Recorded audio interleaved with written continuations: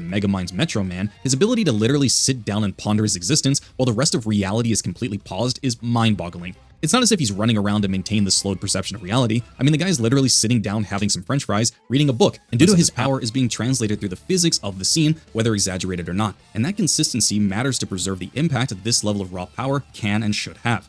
Imagine my guy running across the battlefield at his max power, and instead of the animators demonstrating how much force he's carrying through the environmental destruction, we instead see him gliding across the ground like the goofy Flash did. All of the impact would be stolen from the scene immediately. But the animators— What's up, everyone? I hope you're all having a blessed day. I've got another video for you today, and this is once again regarding speedsters.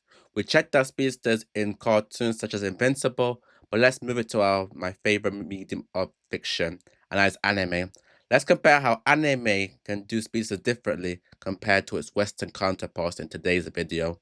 Let's get straight into it. Scene-stealing characters in all of fiction. Everyone remembers the Quicksilver scene from X-Men Days of Future Past as perhaps the best on-screen depiction of the insane implications of having a character move at nearly 10,000 times the speed of sound, only for the writers to then have the same character capable of being in real physical harm from Walmart Thanos, who is notably not a speedster himself. This inconsistency in how speedsters are treated plagues both the MCU and DCU, and don't even get me started with this clown. And this fatal flaw both undermines and ruins these incredibly powerful characters because the writers want to have their cake and eat it too, where speedsters can move at physics-breaking speeds, but also can be shot with regular bullets from normal dudes. But anime speedsters, they're simply just built different. And today, I want to discuss why anime has truly mastered the speedster archetype. To begin this discussion, we need to answer exactly what is wrong with the Western— I wouldn't say they've mastered it. Obviously, there's some niche examples where there is inconsistencies, especially in the whole light speed trope, what anime loves to use around. But maybe that just to fan them overdoing it. But anime does do it, I say, slightly better than Western counterparts. But let's check it out what he has to say. Depiction of speedsters and what most people get wrong when writing them. And I think it boils down to three simple concepts. First issue has to be the concept of perception, and more destructively, the speed of general cognition matching the physical capabilities of the speedster himself. What does this mean exactly? Well, if we look at the well-respected depiction of a speedster in Megamind's Metro Man, his ability to literally sit down and ponder his existence while the rest of reality is completely paused is mind-boggling. It's not as if he's running around to maintain the slowed perception of reality. I mean, the guy's literally sitting down having some french fries, reading a book, and due to his absolutely insane speed, nothing else on screen is moving whatsoever. The issue that stems from this problem in having speedsters comprehend and perceive reality in this slowed manner should remove all threat capable of harming this individual, and from a story writing perspective, this annihilates any concept of tension or fear we the viewers should feel for our speedster because they've been written to be a god. But what do writers do after putting themselves in this narrative hole? Ask you the viewer not to think about it so much, and look at the flashy effects like a good little idiot. The second issue is much more simple to conceptualize. But the narrative implications are much greater. Western depictions of speedsters almost always follow the design principle that speedsters' powers derive from some sort of superpower and almost never is tied to hard work or physical achievement. Flash, Metro Man, Superman, or even Omni-Man all move at their insane speeds, not due to any training on their part, rather some external force that they were either born with or happened upon by accidental circumstances. There's no struggle or adversity to overcome to achieve this godly power, and so the reward of these speedsters defying logic and reason to accomplish their physic-breaking speeds isn't nearly as moving. I mean, who would you respect more? The natty guy who's been working day in and day out for years, overcoming that skinny guy physique to become a Greek god? Or that one dude you knew in high school who was blessed with peak genetics and was 6'5", 280 at 15 years old? Or God forbid we look at dorks like these.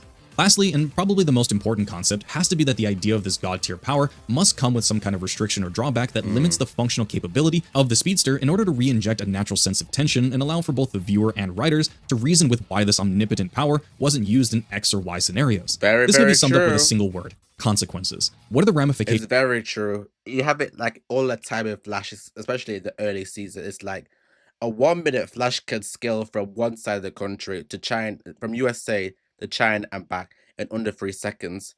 But in the same episode, Flash will be like at the top of a 20-story building. He'll be somehow knocked out by a character who's not super speed.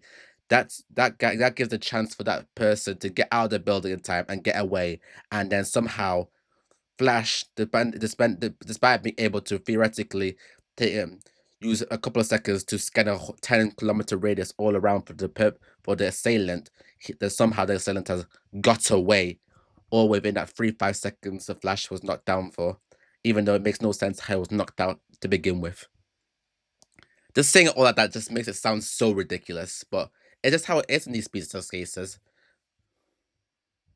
of having this power to the speedster himself or the world around him. And it's here where we reach how anime truly has mastered this archetype. Might Guy, Zenitsu, and Toji will be the focus characters for this deep dive because I think each of them provides a significant and unique perspective on what it means to be a speedster in anime. To me, Might Guy, and to a lesser extent... And to be fair, a lot of the speedsters in anime, the one key thing about it is you just have to slow them down. When you slow the speedsters down to a degree, there is some realism. That's when it's the best.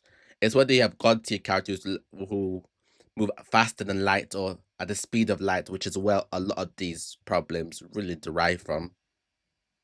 Rock Lee are the greatest depictions of a speedster done in anime, period. And I've wondered why that is for some time now. But after sitting down and thinking over why that might be, the answer sort of came easily. Whenever Might Guy is on screen, he's doing one of two things: inspiring the youth or captivating every pixel of every scene with his immense and awe-inspiring speed and physical capability. And everything he does is strengthened by the key principle of his character being that hard work can achieve anything, even if that means punching air so hard it ignites into fireballs or kicking fast enough that it bends reality around him. But unlike the Flash or Superman, what has Might Guy given up in order to achieve this power? A lifetime of grueling physical effort and staying absolutely locked in for nearly 30 years straight. Every ounce of his immense power is tempered by the fact that the 8 Gates technique still destroys his body and in the worst circumstances will completely annihilate him. Having to pay the cost of ripping his body apart despite spending a lifetime earning his immense speed is powerful. Despite this character achieving so much in life through sheer willpower and determination, he still has to pay a heavy cost each time he wants to access this amazing power. And when all the cards are laid out, facing down a world-ending threat like Ten Tails Madara, he's willing to sacrifice it all, give up everything, and call upon the greatest power capable to him in order to preserve the next generation. I mean, wow. And that's just the narrative side of things, and already we can see the huge disparity in how these characters are treated when compared to Western adaptations of this archetype. Logistically, how Might Guy functions is also a huge departure from the likes of Flash or Omni-Man. Despite being physically capable, his normal state of being isn't in bullet time, and he certainly isn't capable of processing information at the speed that he physically moves. The separation between cognition and physicality is integral to the portrayal of a good speedster, because we the viewers don't need to suspend all disbelief whenever this character is in any harm whatsoever. Imagine if Might Guy could ragdoll Madara like Quicksilver did to Apocalypse, only for Kisame to land a blow against him. Not only would the power scaling community literally implode, but the narrative implications of this exchange would serve to be disastrous for every single encounter he would face in the future, and retroactively would affect each interaction between Kisame and another character. Next, let's move on to Zenitsu, another speedster from Demon Slayer. What Zenitsu brings to the table is the concept of temperance in how speedsters are written, and more importantly, when their powers are applied.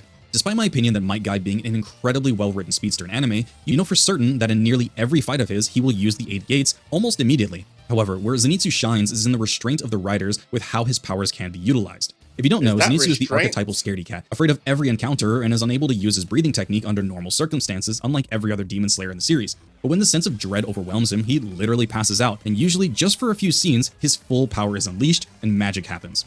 When Zenitsu enters his calm state and accesses his powers, it's just chills, and they accomplish this with a character that does one technique, which is effectively linear movement but really fast. Contrast this to Sloth from Fullmetal Alchemist, who effectively has the same capability, high-speed linear movement, and immediately the differences are clear between anything Sloth does and everything Zenitsu does, and this is largely in part due to how often Zenitsu can access his power versus many other speedsters. Secondary to the concept of restraint, I think Demon Slayer... To be fair, I don't really like the use of it as Zenitsu because similar to his critique of the cartoon characters, whether it's the Flash, Superman, their powers are very unearned.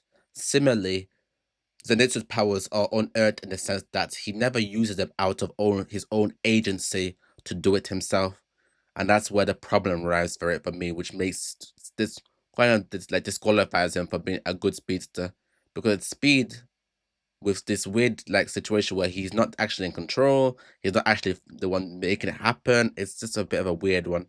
I don't think it really applies well when you add Speedster with the coward trope. But maybe in this final season and his last fight, maybe to see something different and change my mind.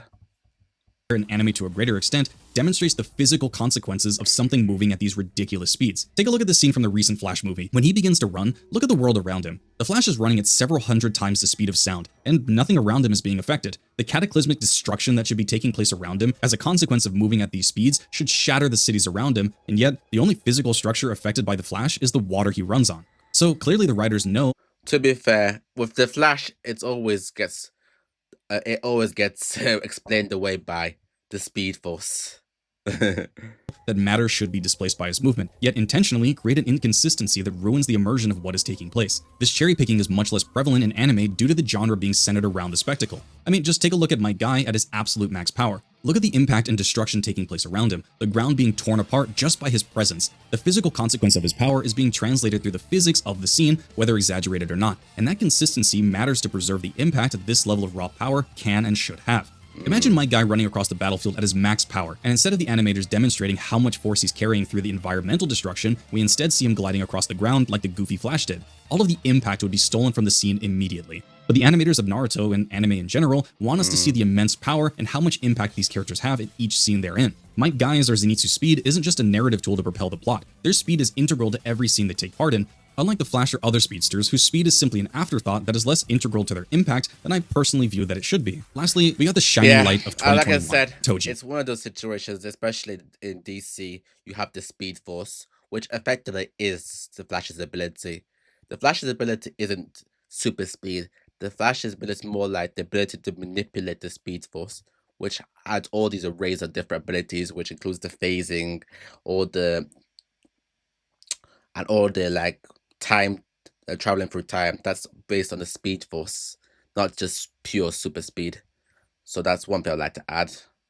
Despite being smack dab in the middle of the pandemic, JJK was rolling out one of the best anime of the modern generation, and more importantly, gave us the brand new thirst trap Toji. Conventionally speaking, you may not consider Toji to be a true speedster, given the fact that he's never seen operating in bullet time, but I think when we're looking through the lens of anime, he qualifies just fine. But more importantly, I want to talk about one aspect of Toji and his depiction as a physical powerhouse. The thing is, I only consider a speedster if their main ability revolves around him being moving faster than the speed of the regular person, or the average, like, powered person, I would say, is more accurate. It's completely foreign to Western philosophy. Despite Toji being from a world with superpowers, in this case being cursed techniques, his physicality is shown to surpass the likes of the very superpowered characters that he faces. Gojo, Dagon, and even Megumi all have abilities that defy logic and can summon what is effectively pocket dimensions through the use of their power. And yet Toji completely stomps them through their hacks with sheer speed, power, and tactical acumen. This aspect of anime and letting characters with immense physical... He only had the speed advantage over Gojo because Gojo was extremely fatigued and tired. Gojo is still much faster. Capabilities be an anomaly, even in the context of worlds with characters who can bend space and time, is fantastic to watch and gives help to strengthen their impact on the screen despite what their adversaries can do. Anime ensures that these characters feel special despite being objectively less magical or superpowered than their contemporary. Contrast this to the DCU depiction of the Flash and the CW version, who I have purposely tried not to bring up since every content creator has been around the block with that show, but for very good reasons. In the DCU...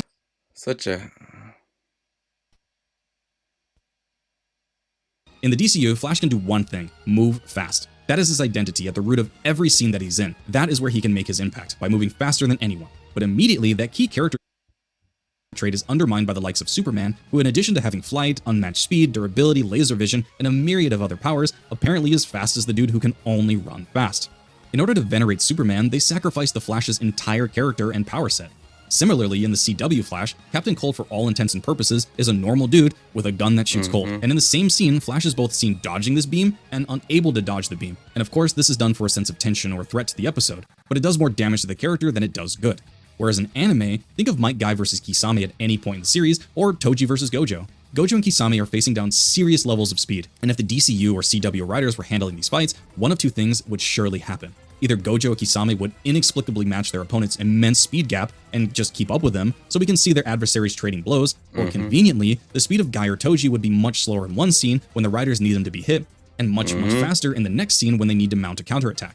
But if we look at how these fights were handled in the anime themselves, never do we see Toji or Guy matched in raw speed by Gojo or Kisame. Each character has to come up with unique and equally powerful countermeasures to match the raw speed of their opponents using skills of their own, rather than just adopting newfound speedster powers for this battle. Because of course they just can't keep up and close this immense speed gap, because that would be stupid. And yet here we are. Imagine if suddenly, amidst the battle, Gojo decided to trade blows hand to hand with Toji and somehow managed to come out of the exchange not completely annihilated. You'd think, wow. Why is he saying that? I think he really misunderstands the fight of Gojo versus Toji. Gojo is faster than Toji. Gojo is greater than Toji in all like stats based off besides raw strength, but he doesn't need raw strength because he has all the amplifications of but yes, Gojo is faster than Toji, so just to really correct that point. So Toji is trashed here. Okay. And stop caring about the fight immediately. But in the instant that Toji closed the gap on Gojo, what happened? Gojo, the pinnacle of sorcerers, was dismantled instantly, and it's Because through he that was intelligent and fatigued. conscientious writing on the behalf of the manga writers to know that Toji is so superior to Gojo physically that if he were ever to close the distance, there should and were dire consequences. And to me, that's beautiful. I wait the day more speedsters get adapted to film with the same level of respect and care that anime writers and animators seem to, so we can begin rebuilding the glorious image of the speedster archetype that the Flash in almost every single one of his iterations has desperately tried to tear down. Thanks for watching. If you enjoyed, liking and subscribing really helps. Peace. All, if I'm being completely honest. But I understand the point at the end of the day. It's all about the idea of perception and consistency. Whereas anime really thrives upon or does well is they are consistent with speedsters. If they're gonna be fast, they're fast. They're not so gonna be magically slowed down when the show requires it. Like I said, with the added caveat of light speed characters, which he purposely omitted from these videos. But I'm sure one day we'll do a video regarding that. I do agree. I'll do it slightly better, but not in all instances. Or, your